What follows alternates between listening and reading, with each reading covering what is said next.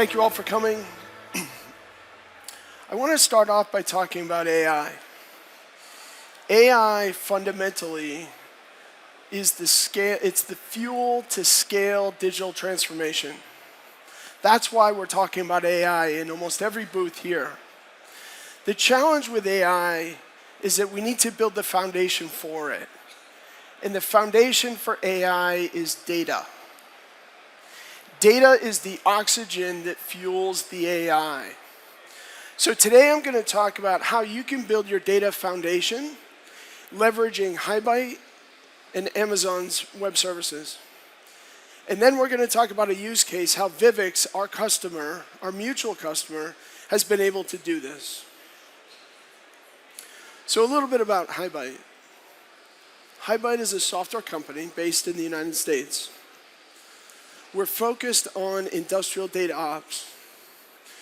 We have 6 years thinking about industrial data ops, but we have many, many years thinking about industrial data because our team has deep knowledge and experience with industrial data protocols, working with PLCs, working with SCADA systems, delivering data across the industrial and OT domain. But now we have built experience delivering data across the enterprise, and that's what companies need to do today. So HighByte has customers across a wide range of manufacturing companies, from the automotive OEMs all the way to oil and gas, with pharmaceuticals, food and beverage, and so a wide range of customer base. And we have customers across 24 different countries. But fundamentally, like I said, this is about delivering data and data for AI. So AI can provide lots of different use cases within your company. This is about solving problems for digital transformation. These problems can be on the quality side, they can be on the production side, these can be on the maintenance side, they can be on your supply chain. But in order to deliver on these projects, we need to deliver the data. And the data delivers these, but we can't just deliver small data bits. We need to deliver this at scale. We need to deliver highly maintainable and high quality data, and we need to govern this data. So if we think about why this is so hard, it's hard because we want to get the data into the cloud, and oftentimes companies will start out and they'll look at, well, we have an ERP system and we're already moving our SAP data into the cloud. But they realize that's not good enough. So the next step is, let's look at our MES system. And let's pull the data from the MES system. But again, it's not enough data. It's great data, but we need higher resolution. We need data from our devices. So we go down a level into the OPC and we start collecting all that data. We put some sensors on the factory floor. We're pulling data from different sources. But then we end up with this mess that we've got. We've got lots of different devices, and we need to connect all this up. But not only do we need to establish the connections, we need to contextualize the data.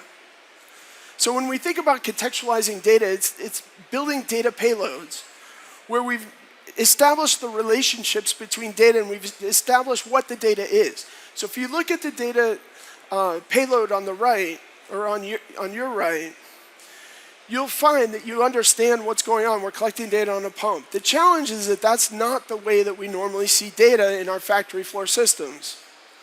We often have the payload on the left-hand side here, where we've got PLC data that's very hard to understand. The only people that really understand are the controls engineers in our factory. We've got data from sensors that we put out on the factory floor to try and collect vibration or temperature and whatnot. And then we've got data in our transaction systems. If we're doing predictive maintenance, we have CMMS data. So we need to combine these data sets together to fully contextualize and deliver usable payloads to the cloud. Again, it doesn't even stop at context. It goes into standards. We need to standardize and normalize this data. This becomes the only way that we can deliver these projects at scale within our enterprise. So fundamentally, we have 3 key problems. We have a connectivity problem, we have a contextualization problem, and we have a standardization and normalization problem. The way that we solve these is to establish a data strategy and a data infrastructure. And that starts with putting data hubs in the factory. to aggregate those connections and move the data efficiently. Now, what does this look like? HighByte provides the HighByte Intelligence Hub to deliver on this data hub strategy. It's able to make connections to all your different systems. It's able to collect that data, transform that data, and deliver it where it needs to be. To work with not only telemetry data, of course that's the basis of most industrial data projects, but you've also got your transactional data, you've got your historical data systems, and pull all that together into a single system that can move data efficiently. But we also need to be able to do this at scale, and we need to be able to do this by our OT team. So it's a low-code environment that merges the workers from both OT and IT to work together in a single system to deliver the data infrastructure.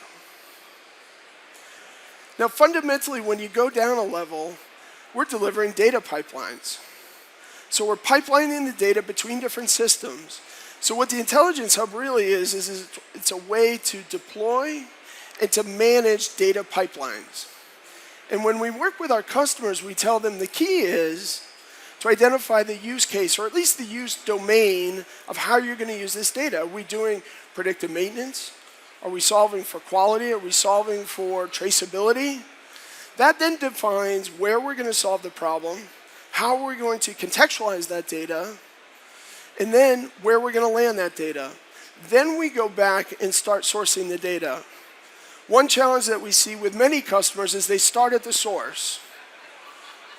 And they try to let's just move all the data to the cloud, and they rapidly realize that's not a good solution. We need to start with the business domain that we're solving for, and then we work our way back to sourcing the data, contextualizing it, and delivering it efficiently to the target system that needs it.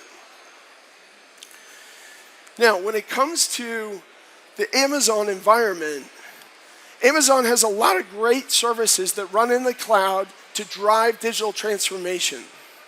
They're one of the experts in the field at delivering all the services to drive this transformation. But the challenge is many of our industrial systems are still on-prem, and we need to work with this data better. And this is where the Intelligence Hub comes into play. It enables you to collect and curate and standardize and govern your data across the enterprise. Now I want to transition into talking about one of our great customers, VIVIX. VIVIX is a Brazilian glass company. In their facility, they're producing 900 metric tons of glass a day. They undertook a digital transformation project back in 2021 to drive business transformation within their company. By 2022, they had realized that they needed data infrastructure in place, and they started working with Amazon as their cloud vendor and HighByte as the data ops solution provider. VIVIX's key challenges were to drive that digital transformation and to merge and normalize and standardize their data as they're landing it in the cloud. And they were attempting to overcome these challenges and really drive this transformation and balance the efficiency to drive more efficiency within their production line. Now, VIVIX took on this challenge, and they started working with various systems to deliver these data transformations in the data fabric. They wanted to land the data in Amazon's S3. They wanted to do that efficiently, but they needed to source it from the factory floor. So if we zoom in, we can see that they're using the Intelligence Hub in the factory to collect the data from the OPC servers, from the different systems, from SQL databases, and merge this data together, contextualize it, and move it into the cloud. But they're also doing another thing, interestingly, is that they're also deploying the Intelligence Hub in the cloud to be able to federate and to orchestrate data across various cloud services. So they're able to orchestrate it into Amazon services as well as Snowflake services.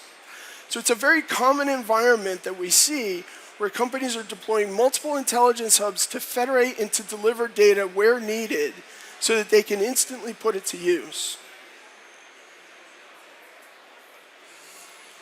The benefits that VIVIX has achieved is that they've been able to drive their digital transformation projects, and they've driven the unscheduled downtime. They're driving reduced operational costs. They're driving their business. They're reducing their maintenance. So they're able to drive this through working with HighByte, working with AWS. They're working with Mendix. Mendix is their visualization platform sitting on top of Snowflake and Amazon to deliver these valuable products.